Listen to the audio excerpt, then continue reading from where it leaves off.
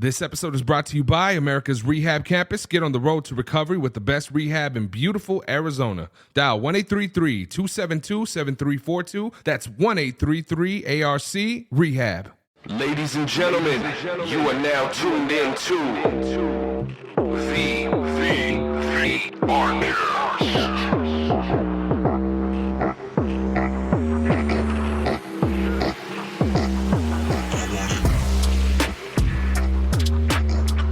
Good afternoon, ladies and gentlemen. Thank you so much for tuning in to another episode of the Arcas. My name is Buddha. I'm Vance. And we are here once again. Last minute episode, my brother hit me up today on the LinkedIn. You know, just happened to work out, man. It was all in God's plan. It all worked out. He was able to come through today, the day that we finally got in contact. So ladies and gentlemen, I want you to please get up out your seat and give a huge round of applause to my brother, Matthew Johnson. My favorite book in the Bible. Yeah. Favorite book of the Bible. Matthew. All right. When I first got clean, that was the one I started reading. Yeah, that was the first one? First one. All right. How you doing, dog? I'm good. How are y'all doing today? I'm doing good, man. So what's going on, brother? How did this come to fruition here? I had a couple buddies that were on here, some people that live where I'm at. Yeah, and I've also been through here. I think it's been a couple years now, but I went through the ARC, 28 days. Okay. That kind of got me. I didn't stay clean too long after being here, but it did kind of plant a seed in my head that it kind of started pushing me in the right direction. That's cool. Yeah. Thank you so much for that transparency, because that same thing happened to me back in the day when I struggled. I had to go to treatment over and over again, and I'd relapse as soon as I left treatment. Yeah. Man, so you were here, it's been a couple years, you said? Yeah, I think it's been at least a year and a half, a couple years. So. Okay, that's good, man. How much time do you have right now? Right now, I'm at 7 months and 8 days clean. Wow, awesome. Got to give you another round of applause on that one, dog. Great. Thank you. So what I really wanted to do, man, is I want to go back for the listeners, everyone who's listening. This podcast is all about, helping those that are in need of recovery and those that are, just trying their best, man. We're all struggling with something, so we like to go back, talk a little bit about the, the person's history, where they come from, allow the listeners to be able to relate to your story, and find a connection with you. So let's go back to the beginning, Matthew. Where are you from, brother? Are you here from Tucson? No, I actually grew up in, I don't know if you heard of it, small town in Leavenworth, Kansas. So you got the Kansas City. Kind of like, I got to rep the Chiefs and the Royals. But no, it's just a small town in Kansas. It's pretty much just known for military base and a federal prison. So it's just kind of a small town in the Kansas City area. So that's where I grew up. We did a lot of moving around when I was young. I grew up with my parents being divorced. So as far as I can remember, I never had both parents in the home. So me and my sister live with my mom. I remember when I was real little, there was a little time where I was with my dad. Both my parents are alcoholics. They're both clean now. When I was young, my dad was real bad though with drinking. And I have a stepmom, Jody, and she's been in my life since I was like 2 or 3, I think. So the way a lot of kids can relate with what you just now said, with growing up around that alcoholic dad or alcoholic mom. Mm-hmm. Yeah. Separation too. Yeah. That's a big one, man. It's so rare to see families that are like together nowadays. Yeah, these days, yeah. Yeah. So how old were you when they separated, brother? Maybe like 2. 2? Yeah, I was real young. I don't remember them being together. Did you stay with your pops? Is that who you were with when they separated? No. So for a while, I was with my dad. I don't remember because I was so young. I don't remember, but I do kind of have faint memories of being with my dad. I was with him for a short time, and then my mom ended up getting both of us.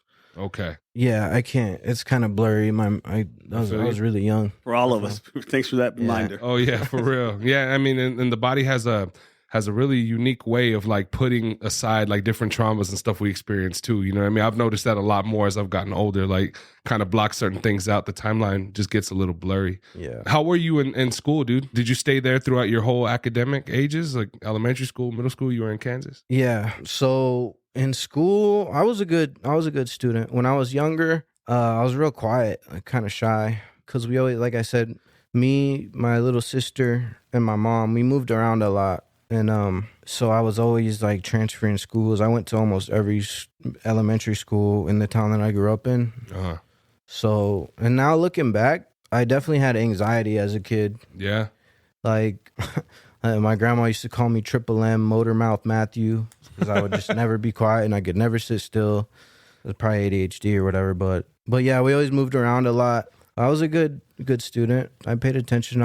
I made friends and stuff. You do sports? I guess no, not. I mean, when I was little, I think I played t-ball. Okay. I played like flag football. I wrestled from like 4th grade to up until high school. But then no, I quit that too. Yeah, I was a good student. I think around like 4th, 5th grade, I kind of started acting out in school, and I would get in trouble. And I remember, I think I told the teacher one time in 4th grade because I was getting in trouble, and she's like, "I'm gonna call home. I'm gonna call your mom." And like, my mom would be at work when I would get home. So if she would call, I would just go to the phone and just delete the message.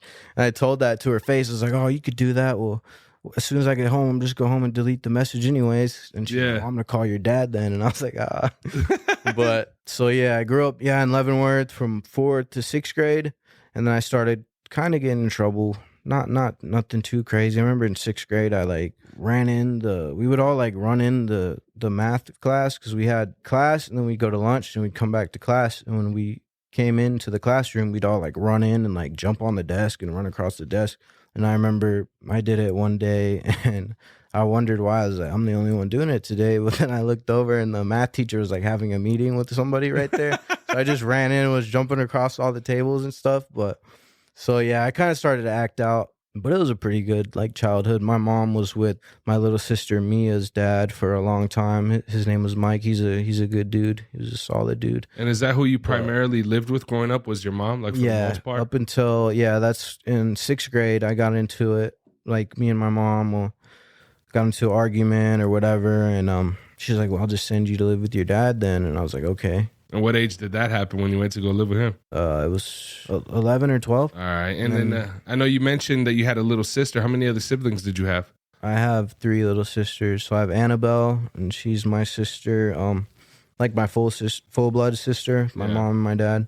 And then I have Carolyn, and that's my dad and my stepmom Jody, their daughter. And then my mom's and Mike's daughter Mia, and she'd be the middle one. So my sister Annabelle, she's 24, and then my younger siblings are like not even a year apart. You know, you said for the most part, it sounds like just a young man, kind of just doing, what young men do, being a little travieso, just running around, kind of, you know, being the motor mouth. My son, I think, has got the same thing, and he got it from his dad. You know what I mean? Yeah. At what age do you feel like you started dabbling like in substances? Did that happen around the time that you went to go move in with your pops? Nah, but that's when I got depressed though. Yeah. Because I kind of just said that like I wanted to go live there in like the heat of the argument or whatever. Yeah. And I didn't really realize like that I was, leaving my neighborhood, because in 3rd grade we ended up, my mom and Mike, they bought a house, so that was like it was home now. Yeah. Like, I knew we weren't gonna move around again and all that. So when I moved out, and it was a real small town called Tonganoxie, Kansas. It was a good place, and it was a good home environment. But I knew that's when like the depression started, because I really missed all my friends. I missed my mom. I went from like being kind of popular, like having all the friends in the neighborhood. We was always doing something, or playing football or running around riding bikes. I mean, you know how it is. Yeah. And then moved to that town, and I didn't know anybody, and I got just real depressed. Like substances, I didn't really get into. I want to say I was probably, I might have been like 14 the first time I drank. Because growing up, my mom worked at a place called McCormick's Distillery out in Weston, Missouri. And so there would usually be liquor in the house. Because I remember like around holidays and stuff, they'd get like free stuff. I remember one time there was like a bottle of tequila that comes in like the fancy one. And I had been up there for years. And I remember like my mom went to drink it one time, and I was like, oh man, I had drank it like. it's mostly water. Yeah. So yeah, probably like 14 when I tried that. 15 when I smoked weed. I was like the last one out of my friends, because I remember all my friends. Because I lived in Tonganoxie with my dad, and I would still go back like, I think it was every other weekend to my mom's. Mm-hmm. And I'd still hang out with all my friends I grew up with, and they'd be like, come on, like, like just smoke weed, da-da-da, like let's roll a blunt, like just some loud or whatever, da-da-da. And I was like, nah. And I eventually, tried it the first peer time. Pressure. Yeah. You know, I wanted to ask you real quick before we get into the substances. You know, it seems like, and you know, please reiterate this if I'm incorrect in this, but I think as a young man growing up the way that you did, whether we like to admit it or whether we even realize it sometimes, when our parents separate, there's a sense of almost like abandonment because you're having to be stretched between both parents, right? Yeah. So do you think a lot of the depression started because of the fact of, you know, you having to move to go with your dad, which is a place that you were kind of necessarily uncomfortable, but maybe it resurfaced those feelings of like, you know, you were just having an argument with your mom, not thinking she was going to take it seriously and actually ship you out. You know what I mean? I'm sure you kind of felt the same type of feeling again. Yeah, and I also felt like really guilty because, you know, I love both my parents to death, and I hated to feel like I had to pick a side. Yeah. I hated to, you know, like I didn't want to tell my dad, like, oh, I don't actually, you know, I don't want to live because before I even went there, he's like, if you come here, like you have to live, you know what I mean? Like, it's hard, man.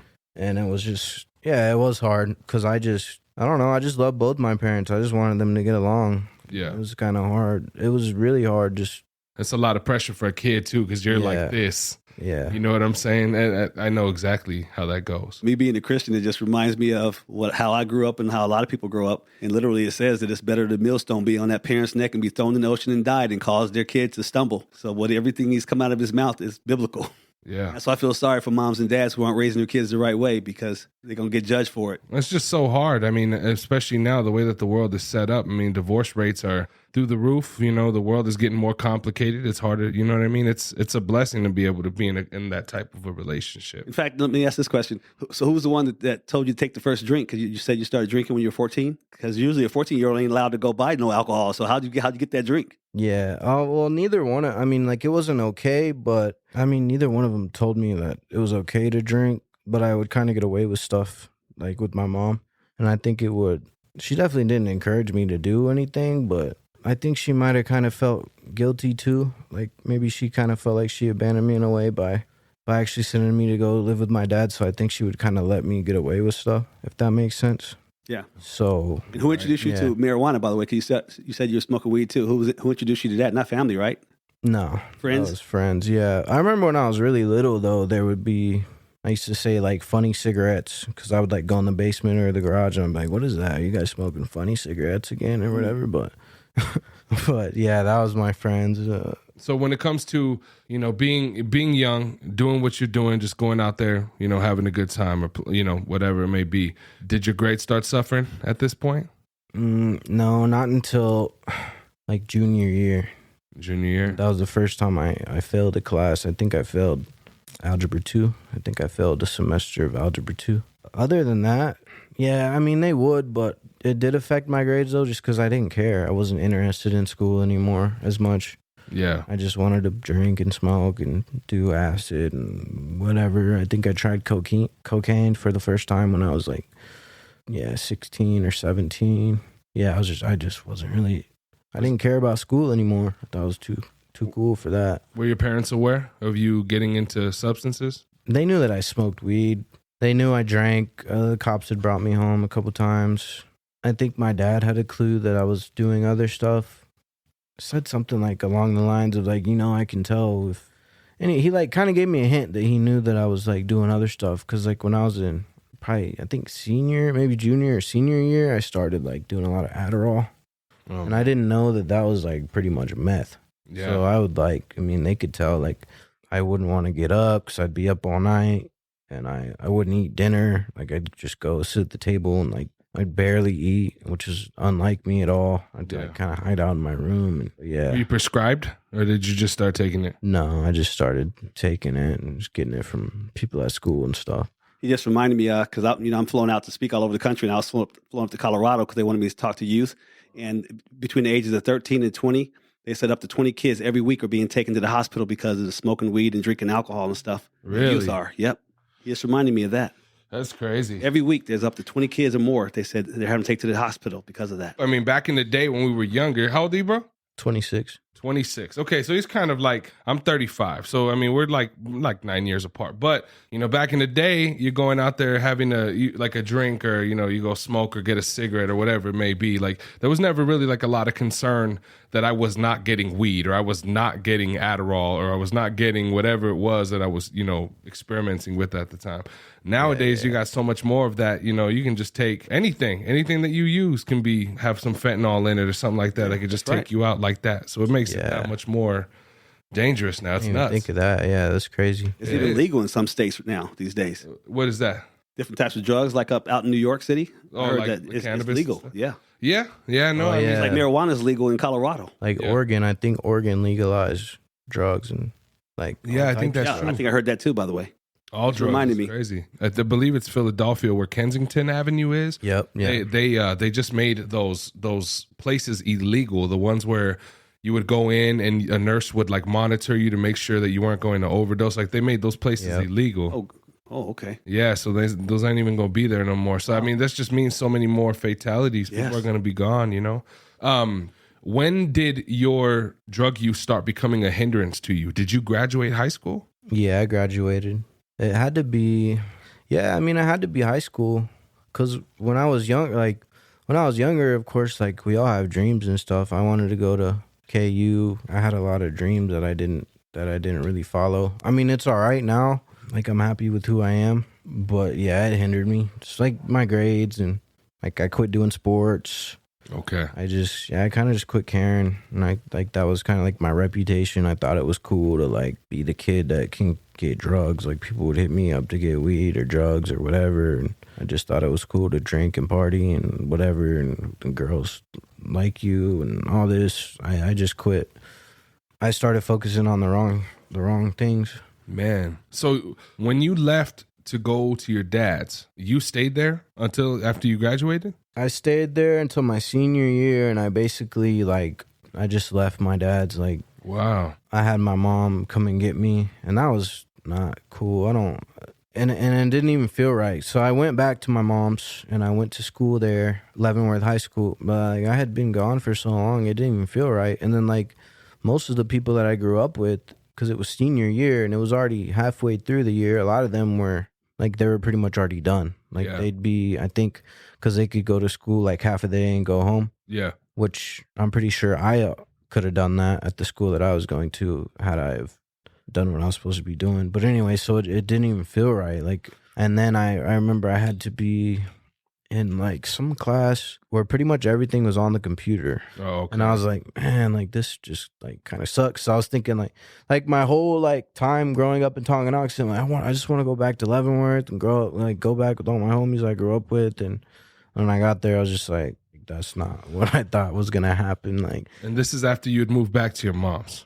Yeah. From the story from when you initially went to your dad's to, kind of going through the school, kind of just skirting by a little bit, using substances, coming back. I can see a lot of hurt, a lot of resentment and things that you were feeling on the inside. Can you kind of go into a little bit where your mindset was at that time? I was hurt. I don't know. I just didn't understand like how everything, I didn't get it. I guess I just was kind of mad at myself too. Like, yeah, it was just a lot of hurt. And I felt hurt because like my dad I felt like he didn't understand that like I miss all my friends. I miss my mom. And I don't know. I thought that if it was like I didn't want to pick a side. Like I said earlier, like I always felt like I had to pick a side. Like I either have to go with my dad or I have to go with my mom. And it was just like, I just want to be cool with. You don't want to hurt anyone's feelings. Yeah. You don't want to do anything like that. Exactly. Yeah, I understand that too, man. I struggle with a lot of that with my family too. It's just being pulled aside. It's gotten to the point now where mom's like, tell your dad I said that. I'm like, no, you tell him. I don't want to be in the middle of this anymore. You know what I mean? There was a lot of that. Fair. Yeah. You guys educate me on this one. How do kids get drugs or alcohol if they don't have money, if you ain't got a job? Man, the devil makes things free, Vance. Guess what?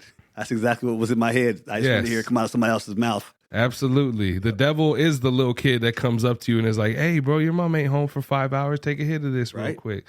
Yeah, the devil comes in many disguises. And a lot of the places at Tucson High, when we would go to Tucson High, that's where you went to, right? I went to Choya. Oh, you went to Choya. But right there at Tucson High, they had a puff and stuff. I was a freshman in high school walking in there getting beaties and Black and Milds and Swisher Sweets. They ain't never carded me once. Yep, I knew it was of the devil. I just needed to hear it from somebody else. You just said it. It's the enemy, man. Yes, it is. Dang. So, what ended up happening, man, after you graduated? Were you holding on to a job? Did you have any kids? Were you just kind of like doing your thing? So while I was going to Leavenworth, my mom and my stepdad, they had been apart. And my mom was with this dude. I guess he would drink a lot. So I would drink his liquor. He always kept a big handle of Sailor Jerry in the freezer. And one night I was in the basement and I was like bumping my music super loud. He had like taken my door off because I would like smoke weed in my room, whatever. And I was like playing the music super loud. And I had like a love seat and I like lifted up the love seat. It was like I was using like a love seat as like a makeshift door. I like tried to like block it. Yeah, baby. And I remember like he was like, man, turn that down, da da da. And he like came running down the stairs and he like, right when I was about to leave the room, he like shoved the couch over and it hit me and I like almost fell on the ground, whatever. And I got all mad and I like chased him up the stairs and I was like threatening him, da da da. He's like super drunk and then he shoved me and I just like, when he ended up in the kitchen and we were like yelling at each other and he said something like, you think you're a man or something? And he shoved me and I just like snapped and I just started whooping him. And then I remember I got him on the ground. I knocked him to the ground and he like landed like on the dog food and water. And I was just like beating him. And then his son ran up the stairs and grabbed the house phone when people still had those. And he like called the cops. And I remember I had like let him up. I let the dude up and he came back at me again. He started like choking me. And like he's way bigger than me. If he wasn't drunk, he probably would have beat me up. But yeah, so that happened, and he was like choking me out, and I remember I was like trying to reach, because my mom was like always into like recycling, and I was like trying to reach, like I couldn't reach, but I was trying to like grab a glass bottle to hit him with, and he like finally let me go. I like grabbed a coffee mug, and I was like threatening him, like I'm gonna kill you, da da da da. And my mom was like crying. It was like chaos, like, and I called my dad. His son called the cops, so the cops came, and I remember it was two cops. It was one like younger, cool cop. He was talking to me. He like kind of calmed me down, and then like nothing. Like his partner came and was like, "What? Like what's going on?" Like he was being, man, he was just not being cool. But I remember like after the whole fight thing, I grabbed the dude and I threw him outside and I like gave him his Sailor Jerry. I was like, "Oh, you might need this to stay warm or whatever," because it was in Kansas, it was cold. But whatever. Like then, yeah, the cops came. I ended up getting arrested. I ended up like getting loud with the big dude. He was like, man, he was just hella rude. Like he was not cool. Like he was trying to instigate me. I don't know. He just kind of gave me a vibe like, oh, you're a little punk. Like this must be you. Like you did. Like it's your fault. And then I remember, yeah, he like tackled me. He like tackled me in. Because I had turned to walk away. Like, I don't know if he thought I was going to run or what, but I just turned around because I was just like, I don't need this dude grilling me. Like, after this, I just got in a fight with the grown man and whatever. He tackled me into the couch and he had his knee all in my back and then arrested me. And I was like screaming. And my sister was like trying to tell me to calm down. And it was just chaos. And I remember like the door, boom, boom, boom. And I was like, oh, like my dad pulled up. And I was like, oh, like now he's like, the cops are already here. Now he's here banging on the door. Like now I hope like he doesn't get in trouble. Anyways, yeah, after that situation, I went back to my dad's and I ended up graduating online.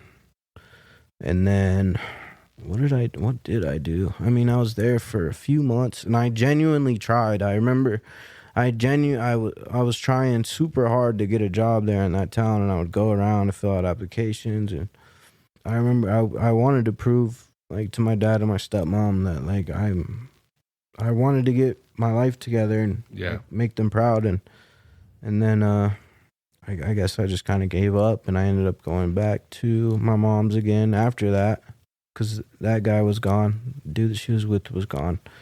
I'm sure going back and forth all these different times, man. I'm sure every time you got on that plane, it was just like, what's going on? It's just trying to figure those things out. You know what I mean? And just Well, they were both in Kansas, so it really wasn't too like far. It was really like a 25-30 minute drive. Oh, okay. I'm over here thinking it was a different state. You having to go from Kansas to Arizona, Kansas. No. Okay. All no, right. It was close. They were both in Kansas, but it just felt like a different. It's just rough. Yeah, I mean, when I got a little older, like when I was a teenager, it was kind of cool because then I was able to just, drive. Yeah. And do whatever, and like go see my friends. But when I was a kid, it sucked. Like I'd have to wait every other weekend to go see my homies that I grew up with. But anyways, what did I do? Okay, I went back to my mom's. I think I did the same thing too at my mom. I kept trying to get jobs and this and that and and I guess I wasn't trying hard enough. Like I don't think I really cared, or I wasn't really willing to just put in all the work and do it, whatever it was. Like, and then I remember me and my mom. I don't even remember what happened. I think I kept smoking weed and cigarettes in my room, and she had like had it and snapped, and like it was like I remember she was like throwing plates and candles, and like I was like there was glass shattering all over my room. Like it was bad, and then I left. I went and lived with my mom's best friend, Heather. She's pretty much my aunt. Like she's been there my whole childhood. Like her and my mom have been friends since they were kids, and so I went to live with her. That helped me out a lot. I ended up living with her. I can't remember how long, but I got a job at Taco John's, and then I got a job at IHOP, and part of that, the thing with my mom was I was dating this girl, and we just had like a messed up relation. Like we weren't faithful to each other. It was just like, it wasn't healthy. It was it was like toxic, I guess. But anyway, so me and her went to go live with Heather, and then I started to do all right. I started working. So Heather was like a leasing manager. She was like a manager at an apartment complex. So she like hooked me up with an apartment, a townhouse. And so I had me and the chick got a place together. And one of the guys that lived there was actually a friend of Heather and like my mom. He was a guy that knew all them. And he worked he was like supervisor at a heating and cooling shop. So he got me a job, $10 an hour, which was great for me. I was doing good, like paying the bills and, getting the groceries and stuff. But I ended up finding somebody that could get me alcohol, and then I would go to this gas station, Petro Deli, that was like the nearest place. And I met this dude, and like he could get Xanax and and then we became homies. And then I had a homie Spencer, and we would like hang out like every night and we'd just get trashed. And then the relationship I was in it became like domestic violence, and it was just bad. I would just get drunk, and I would like put holes in the walls, and me and the chick would get into it and fight physically, verbally, be screaming at each other, and it was just bad. It was just bad. Like the neighbors, and I remember one day I felt so bad because there was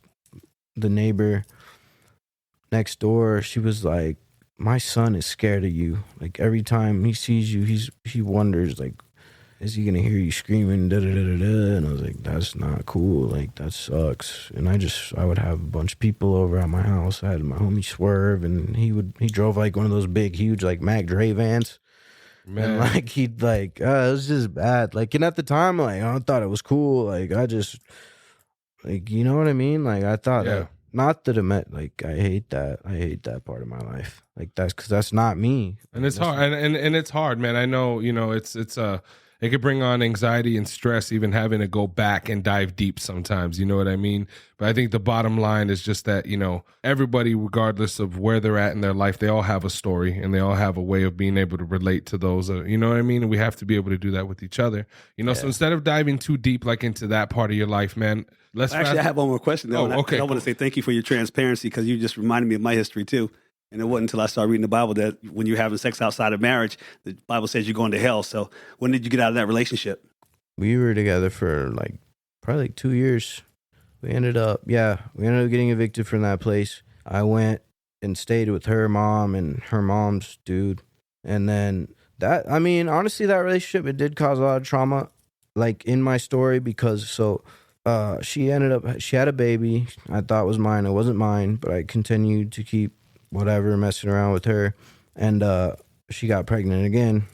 And I was like, I didn't believe her. I was like, you already had a baby that wasn't mine. And she ended up having the baby while I was in jail, and she was mine. So I have a daughter that's like 6 or 7 years old that I've never met.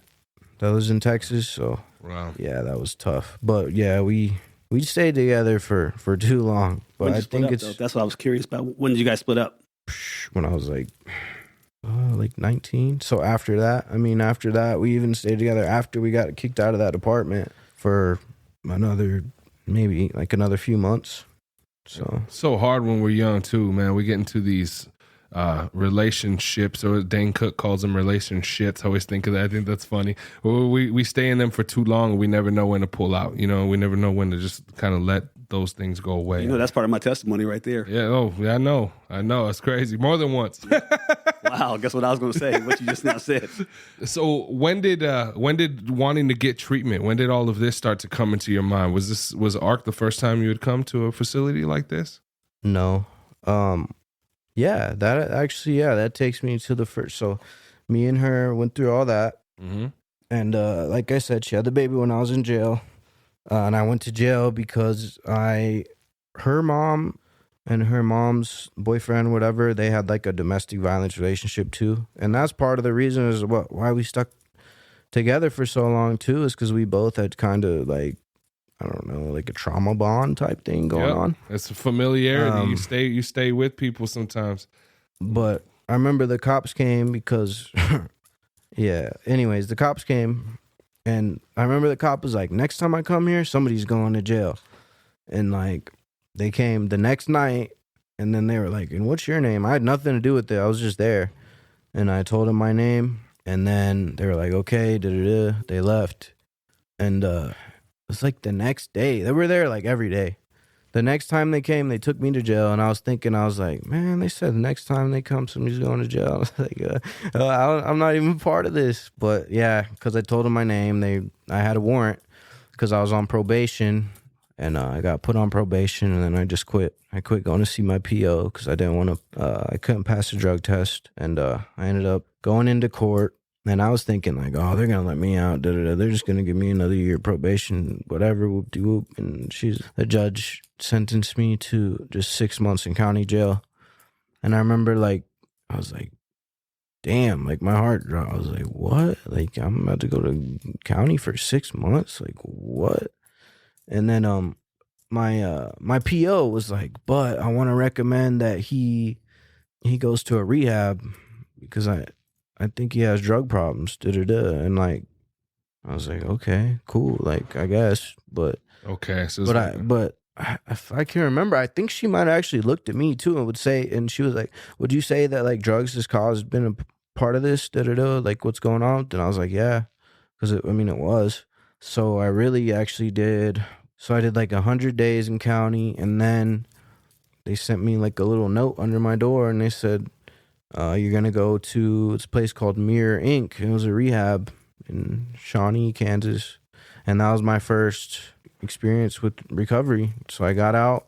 I just remember like getting out, like, well, like it was only 3 months, but I was like 20. I might have been 19 actually. Were you paying attention, or were you just kind of like, I just got to do 3 months and I'm done? No, I was paying attention.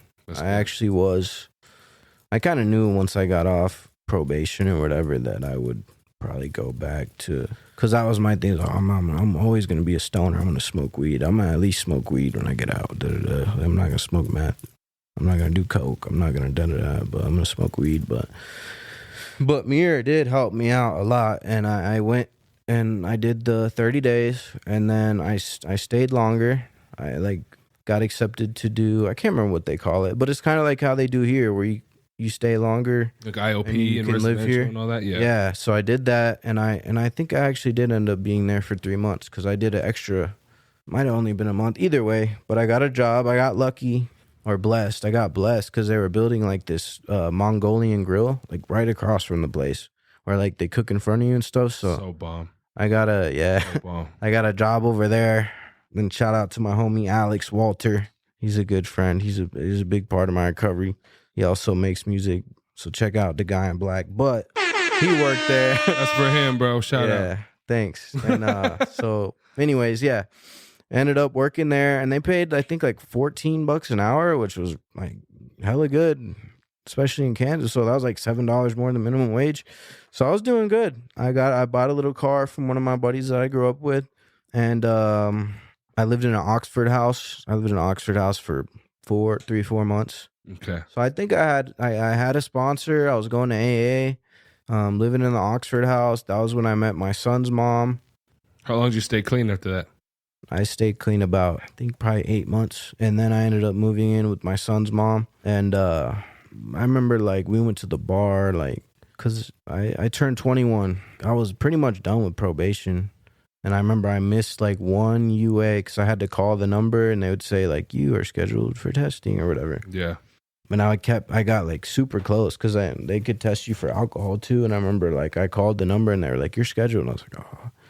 I knew I was going to fail it. So I didn't go, and I told the PO, like, I forgot to call, I had to work late, da-da-da. And she's like, yeah, okay, like, you're almost done, so I'm going to let you slide. But, so yeah, then I got off papers, and even when my PO, like, basically sent me out, she's like, okay, don't party too hard. Don't celebrate too, or something like that. Don't have too much fun. Like, she already knew what was going on. Yeah. Like, she knew why I missed that UA. Like, she's not stupid, but... Yeah, and then after, I'm pretty sure the day I got off papers, I went and bought 2 bottles of Hennessy, and I was just back pretty much off to the races. Okay. And then after, because I worked at that Mongolian grill, which was a good job, and I found an even better job at some place, I guess I shouldn't say the name, at a metal fabrication shop. And I worked the bandsaw operator, and I worked my way up to being a CNC operator, and I was making good money. Like, back here, this is back in Arizona? No, this is in Kansas. Still in Kansas, okay. And yes, I was doing good. I thought I had it all. I had 2 cars, and I was living with my chick at the time, and I was doing good. I was making money, and then as soon as I got off paper, I just started going crazy again. You didn't seem like you were much of a functioning addict. It's like once you started, you were just in it. Pretty much, yeah. Okay. Because I would drink, and then I'd call in to work or whatever, or I'd drink at work. Like, I'd make it through till lunch break and start drinking. I'd smoke weed religiously, like, all throughout the day. Yeah. As much as When you say possible. religiously, what do you mean by that? That's all I did. Like, I wake up and smoke, and before I eat, I smoke. While I'm driving, it was just like everything. Like, that was just like my... That makes sense because you know what the Bible says? That there are many fake religions. So yeah, it's like but I don't care what anyone says, man. Weed is just as addicting as anything else. It is. Anything could be a stumbling block. Yep, I was a weed head back in the day too. Yeah? Yep. That was, my first addiction. And I didn't realize it till later. But yeah, I'd be like searching the carpet like you do with like crack or coke. I'd be looking for little weed nugs and like, it's ridiculous. I don't know. I'm probably smoking spinach on the ground or whatever. Like, Oregano. yeah. What led you here to Arizona? My mom moved out here. My mom's like former stepmom. So my grandpa Carlos, rest in peace. He died. Anyways, he was like a player. I don't know how many kids he has, but he's got like, I have so many aunts and uncles that I don't know. Like, I got family down in Mexico that I don't know. Like, but anyways, Shout out to Mike Guzman. That was my grandfather. Same way, bro. Right? I had like 25 kids. Yeah. So, yeah, I guess he was married to a woman out here. I don't know if she was from. I really don't know much about her, but I guess she was talking to my mom, and my mom was just pretty much ready to get out of Kansas. My mom's been through a lot, and so is that's like, and I forgive my parents because I know, like, I can't imagine, like, how it was for them because, like, my dad was 19 and my mom was like 17 or 18 when I was born. Young, yeah. So I'm like, I can't imagine, like, and everything they went through and stuff. But anyways, that's how we ended up out here. I think my mom was just ready to get out of Kansas and just, I think she just, life change, something different. She just wanted a fresh slate. And then, were you sober when you came down here for a little bit? No, I wasn't sober. I was smoking and drinking. Yeah. And what made you? When did you decide to come into the Ark? I, once again, had got in trouble with the law. I was down on Valencia. Got 1 month for you, dog. Yeah, I got caught, and the cops were just following me. I'd picked up some dude to get some blues, and Yeah. When did you start messing with the blues, bro? I didn't even know what blues were. Like, we didn't have those in Kansas yet. Like, Yeah. and it's probably be like 4 years ago now. That's when I started messing with blues. I was working at a window and bathroom shower installation place, and I worked with this cool ass dude, the homie Nicho. I hope he's all right. But he was like, "Hey, bro," because I would give him a ride, and we'd go get lunch and shit, and we'd hang out, and he smoked bud, and we were cool. We'd hang out on the weekends, and one day he's like, "Hey, bro, can you give me a ride home?" Da da da. I was like, "Yeah, I got you." And he's like, "Hey, is it cool if I smoke in here?" And I was like, "Yeah, for sure." I think he's gonna light a cigarette or a blunt, and then Jeez, smoke a blue he's in like, your car. "Hey, yeah." He's like, "Hey, can you roll the windows up?" And I was like, "I guess." And he like hit the AC button. I was like, "What are you doing, bro?" And then I wasn't really paying attention. I was driving. I was like, "Bro, what is that?" And I rolled the windows down. He's like, "No, just leave it up, leave it up." I was like, "What are you smoking, bro?" Oh heck like- no! I would have been pissed. He's like, "It's a perk." And I had, and he's like, "It's a perk." And I was like, "What is that? What is a perk?" He's like, "Oh," he's like, "Just imagine me in stone times 10. He's like, "You want to try it?" And I was like, "Nah, I'm good, dude." And then like he kept doing it, and then I was like, "Actually, yeah, let me try it." And I tried it, and Yeah. I just remember like, I just felt like my body was like jello. I just felt like so numb. Like I felt like, I don't know. I just instantly like, I loved that feeling. Man, And I didn't even know it was fentanyl. I didn't even know, like, I had no idea. I never heard of that. Like, I heard of perks, but I didn't even know, man. man, is it ODs or anything? Is any of that part of your story? Did you ever have like to get Narcan or anything? No. I got Narcan once just because I was scared that You were going to. I thought I was going to OD. Man, But I lost a close childhood friend like about a month or so ago. But that one was like a surprise because he was like the good kid out of us. So shout out to Dawson Bullard. He was a good dude. He passed away. rest in peace, brother. But yeah. But no, myself, no, I never OD'd. Like by the grace of God, because I would always pretty much do it by myself. Like I would always do it in the room by myself for the most part. And I know when we talked on the phone earlier, I know you said that God, as a Christian, you know that's a big part of your life now. When did you first feel like you started building a relationship with Him? When I was a kid, I did believe in God, but within the last year, so it's probably been maybe a year now, because I've been clean for 7 months. So maybe almost a year ago, I had like a spiritual awakening where I was on like a bender. I was on meth and fentanyl, and like I was scared I was gonna die. I thought I was gonna die. Like I felt like I was dying. And I'm a type 1 diabetic, and the meth, like, I don't know what it is, but it really messes up my diabetes. And like I was at my mom's trailer, and I didn't want to tell her, and I was like so scared. I was like, I don't want to tell her like what's going on, but I don't want her to come in here and like find me dead or whatever. But anyways, I just started thinking about my Uncle Bob, my stepmom's uncle. So he'd been my great uncle. But he would tell me, kind of like Vance, you said earlier, like Matthew was your favorite part of the Bible. He would tell me that too. And he would reach out to me a lot of times. Even when I was younger, he'd like reach out to me and be like, "How you doing?" and da da da da. So he just kind of had like, I feel like he could tell that like I needed help, like I needed somebody. But I don't know. I just started thinking about my Uncle Bob at that time, and I grabbed the Bible and I started reading. I opened it up to Matthew. I can't remember what chapter now, but it's like those in the darkness have found a great light. Amen. And guess when we were in our darkness, in our addictions, exactly. we saw the light. Mm-hmm. And that's what, I don't know. I felt the Holy Spirit. Like I felt it. Like, Thanks for saying that too, because guess who Jesus said He was sending back when He went to heaven? The Holy Spirit. yeah. So it was, and like I remember I teared up, and it was kind of weird too because I like messaged, and my Uncle Bob died a long time ago when I was like 18. I like messages his old Facebook account, and I was like, "Thank you, Uncle Bob." Like, I don't know. I felt like maybe he was like my guardian angel that day.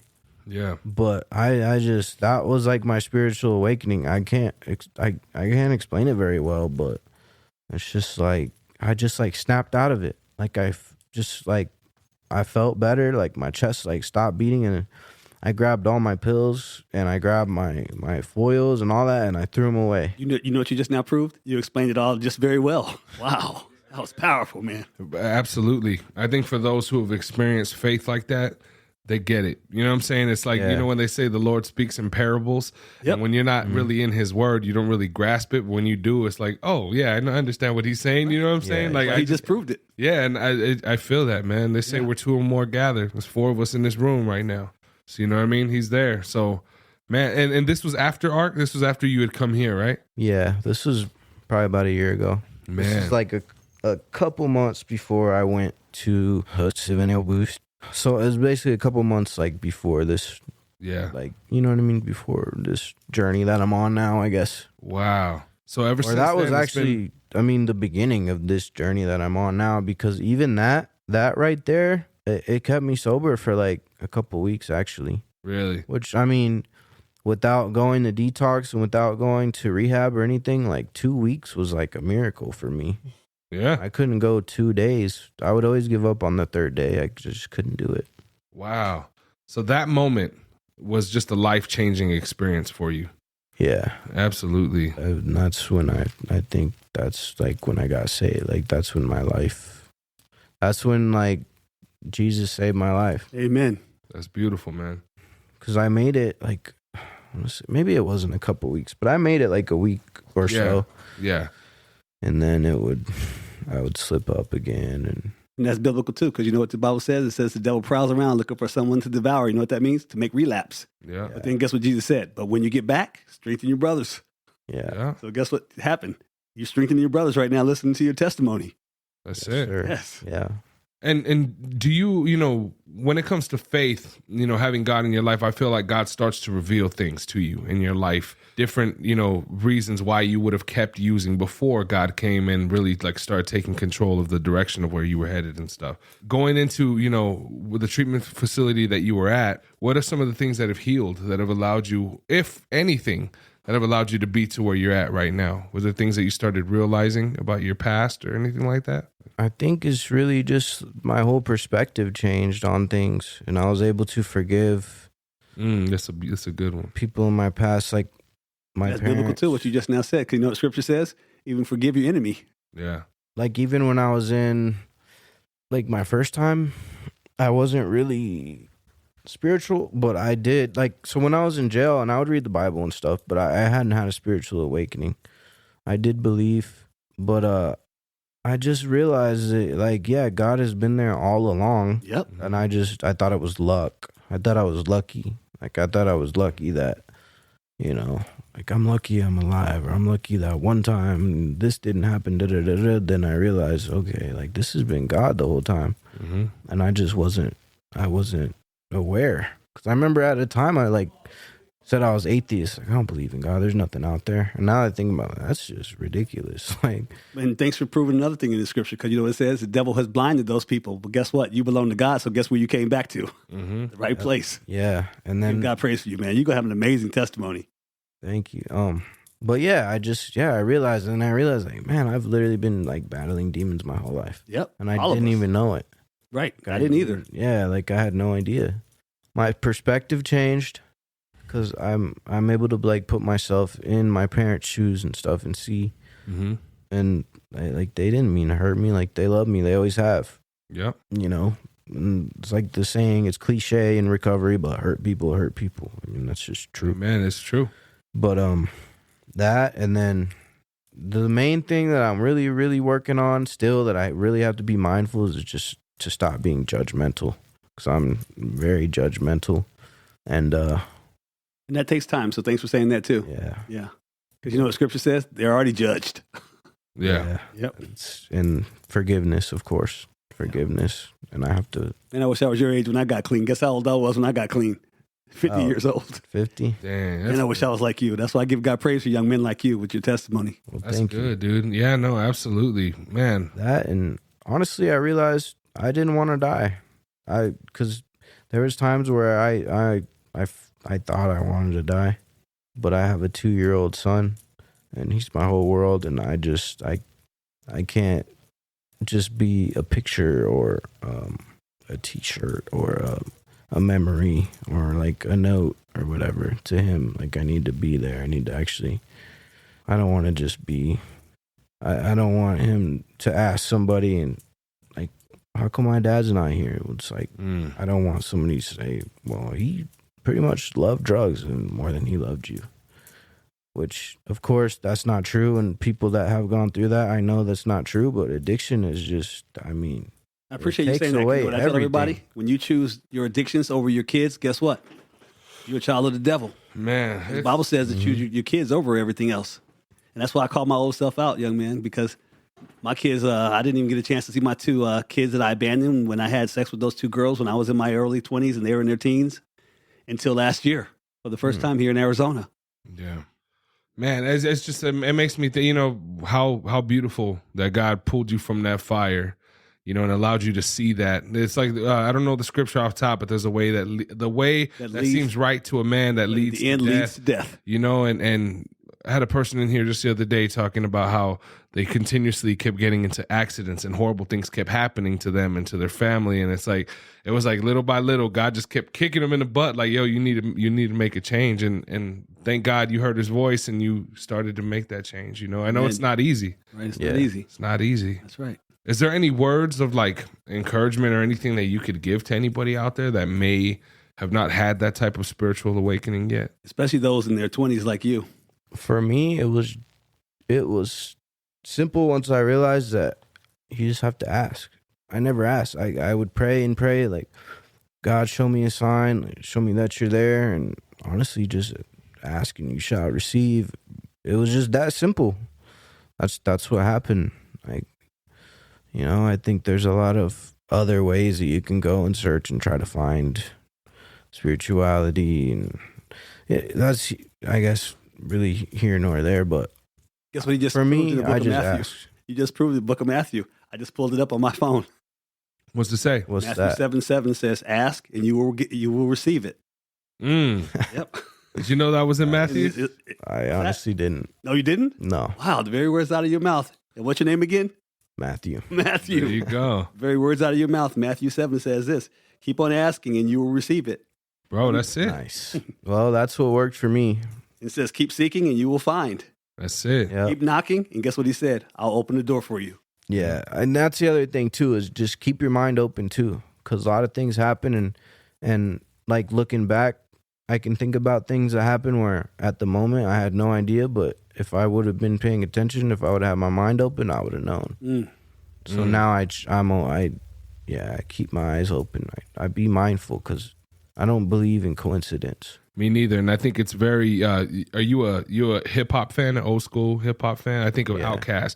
Andre 3000 says, "No drugs or alcohol, so I could get the signal clear." I really do think he's talking about, like, it's hard to hear God's voice when you've got substance in you, something that's clouding that judgment, clouding it. Because the devil's real good at putting a fake face on in front of you, right? Everything else is blocked out, and the signals from God ain't coming in. It's not until you clear yourself out from all of that where you're able to actually listen. Your antennas are working better. You know what I mean? In other words. That's right. So that's good, man. And I realized, like, especially with meth, like, I think that opened your mind to like evil. Yes. Like, because I would just like, and there is evil all around, but when you're good with God, you resist you're evil. protected and Right. resist it. But like, especially when I was on meth, like, I know that there was like demons like coming for me, and it just like negative thoughts. Like I literally would get suicidal when I would be coming down. Like, yeah, man. So You remember Ray, IOP? Did you ever meet Ray? I don't think He did 16 years for drug-induced psychosis. He murdered somebody when he was on G. Yeah. And he thought people were coming after him and stuff, and he ended up just shooting in his apartment, and he took a young lady's life. So yeah, man, I mean, this is definitely, now he's a man of God. And now he's a man of God, and he's here helping motivate and change people's life. He did his time too, bro. 16 years, came out, motivates people all the time. So God definitely has a purpose and a plan for you, dog. Don't ever think that. You know what I'm saying? Who knows who this story is gonna help? Who knows who that listener is on the other end of this? That's gonna be like, all right, man. You know, reach out just the same way that you did. So For sure. Yeah, and that's why I was super stoked to be on here too, because it's like, it's just, man, like God, man, it makes everything happen too. I mean, you got to put in the work. It's not just like, you know, you really got to put in the work, but when you do and you stay devoted and dedicated and honestly do the best that you can, it will happen for you. That's right. Because like I've been talking about how long, like I want to go on a podcast. I want to start my own someday and like do all this and that, but like, and then boom, now I'm seeing what it's like for real. I don't know, man. It's bro, when you get to that crazy. point where you want to start, let me know, and I don't mind helping you out with equipment, whatever you need. You know what I'm saying? It's what it's all about. We're supposed to help each other, dog. We're supposed to be there for each other and help each other. So, but no, man, I appreciate you, brother, you reaching out, and I think it was a beautiful thing, and it wasn't even like you said, there's no such thing as coincidences. The same day that you and I got in contact, you're like, yo, he was even saying, I don't know if I could come in. It might have to be a Wednesday later or like on the weekends or something. And then all of a sudden, when I finally hit him up, he was like, yo, I actually have a little bit of time today. If you could squeeze it in. It's like, yo, let's get you in here, bro. So that's how I got your email. Yeah, let's get you in here. So yeah, it just happened like that. So thank you, brother. I appreciate you coming and blessing us with your story as well. And Thank you so much. And I hope that anyone who's out there listening, man, you get something good out of this for real. And I want to also do these things too. Like, you know, if anyone has any words of encouragement or any type of positive things that they want to throw back at my brother Matthew or Vance or whoever it is that's come on the show and spoken their testimony, send them my way. And I'll be sure that the people get the messages. You know what I mean? We're going to have to find a way that we can implement that into the show as well. I think that'd be cool. Yeah, that'd be cool. I'm down for that. Yeah, for sure. So, yeah, man, ladies and gentlemen, please give it up one more time for our brother Matthew. Oh, my bad. One more time. Let's redo this, ladies and gentlemen. My bad. I apologize. Let's give it up one more time for my homeboy Matthew. Thank you so much for coming through. Thank you guys for having me. Yes, ladies and gentlemen, like I said, man, you know, thank you so much for tuning in. My brother Vance, thank you so much for being here. Miss Dominique, right? Dominique, thank you so much for being here as well. For all the listeners out there, please, man, wherever you may be, if you could share this with a friend or a loved one, somebody who possibly needs recovery or you just want to learn more about recovery, whatever it may be, we greatly appreciate the love and support. Make sure if you want to join us here on the show, the links to everything are going to be in the show notes of this episode. But until next time, take care of yourselves, take care of each other. Much love and God bless. We'll see you in the next one. Peace. What's going on, everybody? This is Buddha from the Arcast, and I just wanted to thank you for checking out this week's episode. It means a lot, and if you could share it with a friend or a loved one, somebody you need in recovery, or maybe somebody who just needs that little bit of extra positivity in their life, we'd greatly appreciate it. If you would like to join us here on the Arcast, either in the studio live or online, hit us up. The links are down in the show notes of this episode, and on there, you can find direct links to our main website here at Americas Rehab Campus and all of our social media platforms. Follow us. We keep the posts positive and motivational, focused on recovery, health, and wellness. As you know, in this modern day and age, we need as much love as possible, y'all. And as always, if you or somebody you know is in need of substance abuse treatment, please don't hesitate to give us a call. We're open 24 hours a day, and our direct phone number is 1-833-272-7342. Once again, that phone number is 1-833-272-7342. I hope you all have a beautiful rest of your day. Much love and God bless. Peace.